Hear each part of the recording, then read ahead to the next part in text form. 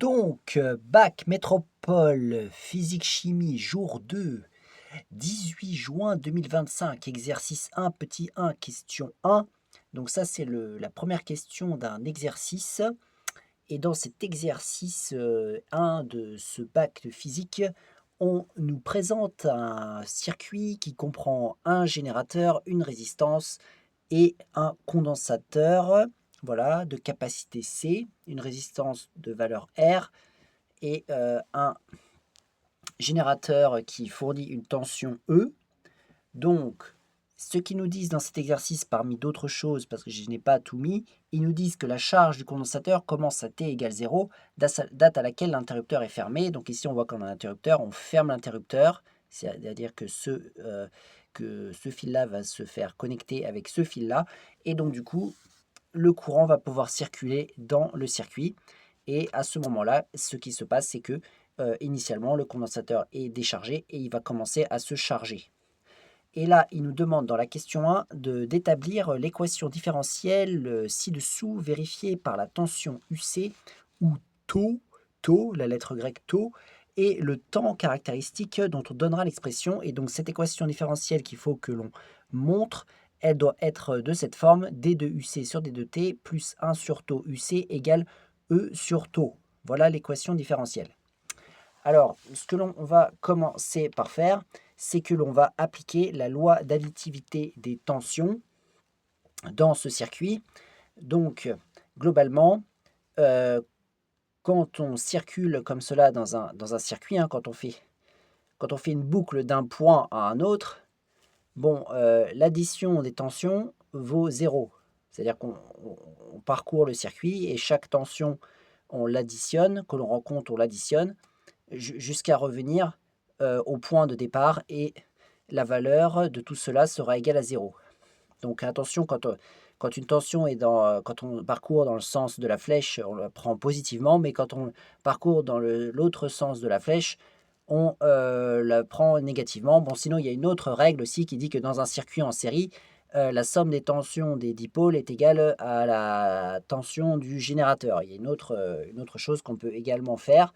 Donc, en tout cas, c'est la loi d'additivité des tensions. Donc, on pourrait dire, d'après la loi d'additivité des tensions, 2 points.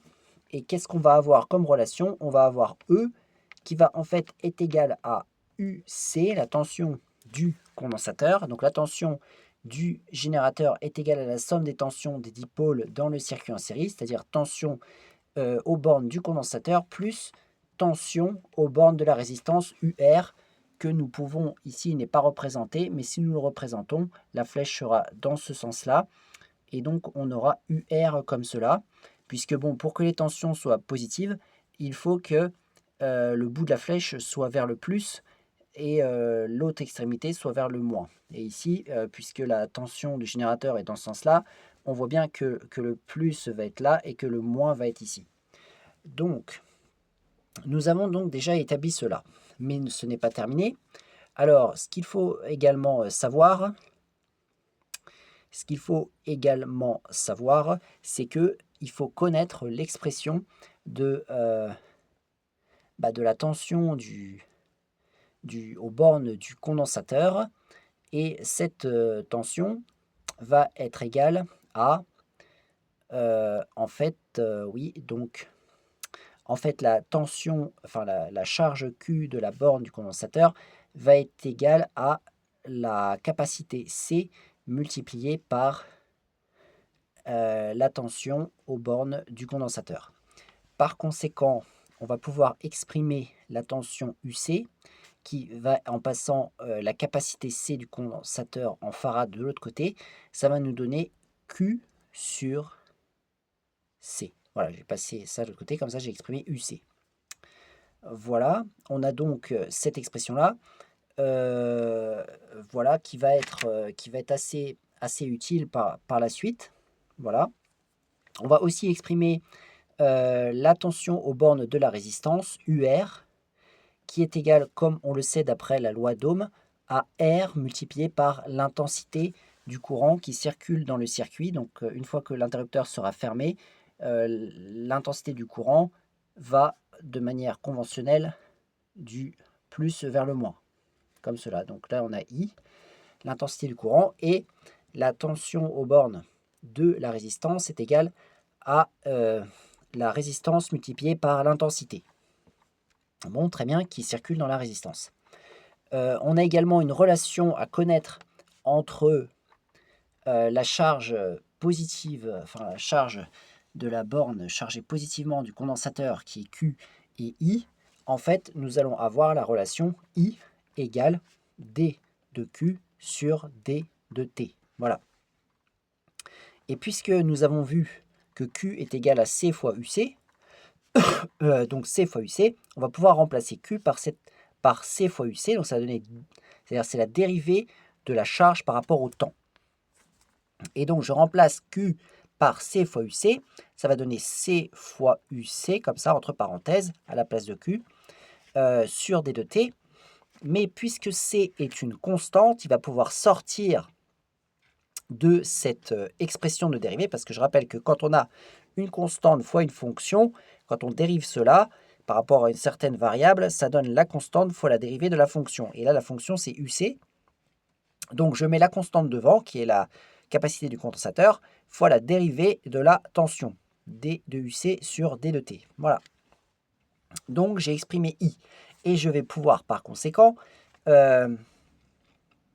remplacer I dans l'expression de UR. Cela va donc nous donner R fois, et là je remplace I par cette expression qui est là, ça va donc donner C fois D de UC sur D de T. Voilà. J'ai exprimé UR en fonction de D de UC sur D de T. Je vais pouvoir le remplacer dans l'expression que nous avons, dans la relation que nous avons trouvée sur la loi d'activité des tensions. Comme ça, à la place de UR, j'aurai UC. J'aurai une expression avec UC. Et comme ça, on n'aura plus que des UC, avec aussi E, la tension du générateur. Ça va donc nous donner E égale, donc UC, ça je le garde, parce que nous on veut que des UC, hein, dans notre relation, dans notre équation différentielle que l'on a trouvée, il n'y a que des UC. Et je remplace UR par cette expression-là que j'ai trouvée. Ça va donc donner RC fois D de UC sur D de T. Voilà. On a presque terminé. On a presque terminé. Il va falloir diviser des deux côtés de cette égalité par RC. Je vais diviser à gauche RC et je vais diviser à droite par RC. C'est le principe des égalités, on a le droit de diviser les deux côtés par la même valeur. Sur la gauche, ça va donner E sur RC, ça ne bouge pas. Là, je vais séparer en deux fractions, puisqu'on a une fraction avec une addition au numérateur, je sépare en deux. Ça va donner UC sur RC à gauche. Et la deuxième va donner, en fait, il va y avoir une simplification de RC. Hein. On va avoir RC D de UC sur D de T sur RC. On a un facteur en haut et en bas, on a le droit de le simplifier. On va donc avoir ici plus D de UC sur D de T. Et ici, je vais descendre ce UC devant, comme cela. On a le droit de le faire hein, quand on a une fraction avec un numérateur et un dénominateur. On a le droit de descendre devant le numérateur. Et je le descends, ça va donner UC ici, fois, et à la place du numérateur, on met un 1. Et bien sûr, toujours le dénominateur, comme cela. Et toujours de l'autre côté, E sur RC. On a réussi. On a obtenu ça. Mais où est le taux? Le taux, en fait, c'est RC. Donc, en fait, on identifie clairement que ce taux-là, c'est RC. Il faut d'ailleurs qu'on le mette, c'est demandé dans l'énoncé, il faut qu'on dise ce que c'est. Donc, on va poser taux qui est égal à RC. Donc, posons taux égale RC, virgule. On obtient 2 points. Alors, on va mettre dans le même ordre qu'ils ont mis. Donc, D de UC sur D de T. égale donc 1 sur taux, non c'est D de UC sur D de T plus 1 sur taux UC, voilà, c'est tout ça, sauf que j'ai remplacé RC par taux, égale, et de l'autre côté, E, et je remplace également RC par taux, donc E sur taux. Voilà.